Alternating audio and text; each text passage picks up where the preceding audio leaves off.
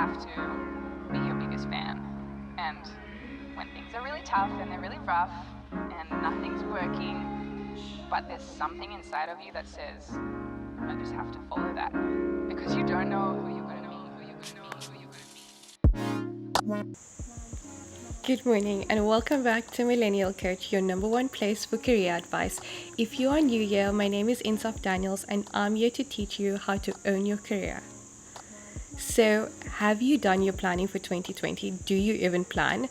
I usually just set a list of mental goals and try to achieve it if I can remember it. For 2020, I decided to do step-by-step planning for every goal that I want to achieve, and I am going to take you along with me today.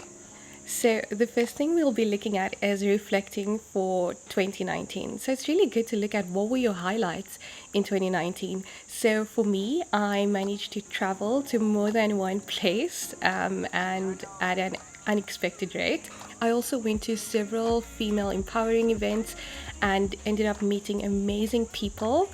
And most importantly, I got to learn more about myself this year, what it is that I want, what it is that I want for my future. And that's why I'm so excited to put this plan together, because I have so many things that I want to achieve, so many goals that I need to set out, that I need to achieve by the end of 2020. The next one is, what is your theme for 2020?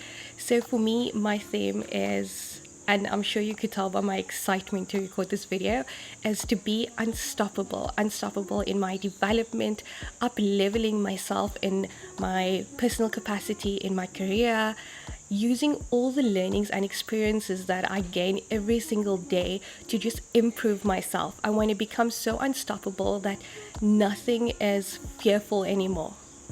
The next one is, how is it that you want to feel in 2020? How do you feel right now? Think about it. Are you in a slump? Are you just waiting for 2020 to come along? But how do you want to feel in that year? So what is it that you want to invite in 2020? So whether it is taking things from 2019 into 2020, or whether it's just inviting new energies, I want to step up to my fullest potential. Like I said earlier, I want to take on fear. At one point in my life at university, I was so afraid to speak in front of people. And today I speak in front of like hundreds of people on months of time, and it's just so exciting and it's so liberating just to throw yourself into that moment of fear, because the more you do whatever it is that you fear, the better you become at it. And you'll look at it today and think, oh, why on earth did I throw marks just because I didn't want to speak in front of people? The next one, what is it that you want to let go of in 2020? So what are the things that are distracting you? For me, my first thing is overthinking. Sometimes we think that things are about us, or we think that people's reasons for doing things are about us, but it's not like that. So stop being in your head and just go for whatever it is that you want. The second thing is social media.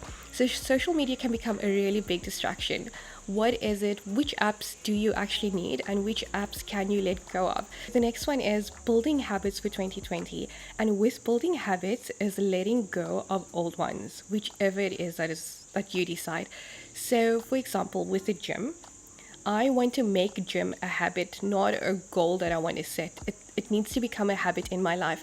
But instead of saying that I am going to go to the gym 5 days a week, because that is impossible for me, I will start off by saying, okay, let's just go 3 times a week. That is much more practical. And hopefully by the end of 2020, I will be one of those people that go to the gym every single day. I decided to create the habit of having a morning routine. So with my morning routine, I get up, I get my coffee, I shower, I do some meditation. I also watch a motivational video while I'm getting done. And in that way, I created that morning routine that works for me. Decide on creating habits that works for you, good habits. And of course, during the year, some of them will fall off if it doesn't work for you anymore, and you'll build new ones, and that's also okay. So let's talk about setting goals for 2020. So you've probably heard this acronym several times, but you need to set SMART goals. So SMART being specific, measurable, attainable, reliable or realistic, and timeless. So, the first goal we'll be talking about is setting financial goals. So, setting financial goals is really important. One morning, not too long ago, actually yesterday, I woke up at 5:30 a.m. because I realized that I hadn't set my financial goals for January. Set your goals at least for 3 or 4 months in advance. Do it on a budget. Use an app. It's really great to have a visual representation of what your budget is going to look like for the next few months so you can plan in advance. Also, what about Netflix? What about DSTV? Those things are really expensive. And do you need it? Can you downgrade to a package, a different package? Is that something that is important to you? Of course, like for me, I love having restaurant coffee every day, so that's something I need to think about. But for 2019, I was okay with having that spending because that was what made me happy. Having a plan in place, it's really so important just for you to identify which money you are actually spending on saving, which percentage is going to saving, and then which percentage is actually going to things that could really upset you when you look at your budget at the end of the month, like food. So check with your bank which options they have for you to save. With my bank, every time I purchase an item, 10% gets added to my savings account. Then the app I also use to save, or rather, sorry, to monitor my account is 22/7. It's powered by Old Mutual and the external company called 22/7, but I'm sure there's several apps that you can use. So it links all my cards, whether it is a savings card, whether it is my checker card, whether it's Smart Shopper, whatever account that you have. So every time I use that card, if I am spending money on takeaway, for example, like McDonald's or KFC, then it will categorize that into a eat out category. So the other budgeting tool that I came across the other morning when I woke up at 5:30 to budget, um, it's a simple Excel spreadsheet. So leave me a message in the comments or DM me if you want me to send it to you. So the next one is setting career goals.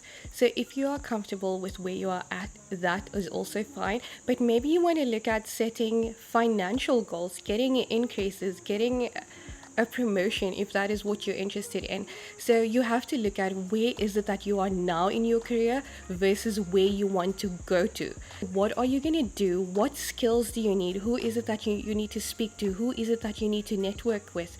When I started planning my career goals, setting what it is that I want to achieve this year, what it is that I want to achieve in the next year, 5 years, 10 years, how I envision my life, I ended up achieving goals that I planned for the following year in the current year that I'm still in. I also ended up jumping promotions, getting increases beyond what I expected.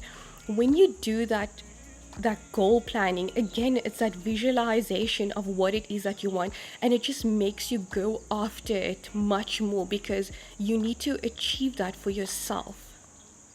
The next one is your personal goals. So which personal goals do you want to achieve in the next year? Jot down the actionable steps that you need to do. So if you are going to do it in January, at least you know what it is that you need to cover. Do you want to start your own business? Who is it that you need to speak to? Are there experts that are willing to offer you free advice? Are there videos? Are there courses? Is there a coach that you can speak to? How are you going to put your business plan into place? So those are things that you need to consider when setting personal goals. Put actionable steps in place. It really helps you map out what it is that you need to do. Whatever your goals, you have to put in the work. Everything we covered today is important steps that you need to take, that you need to consider in order to plan for 2020 and to actually at the end of 2020 look back and tick off what it is that you've completed. No one else is going to do it. It is all up to you. So if you enjoyed this video, please give it a like, leave a message in the comments letting me know what you think, and see you in the next one. Biggest fan. And when things are really tough and they're really rough and nothing's working, but there's something inside of you that says, I just have to follow that. Because you don't know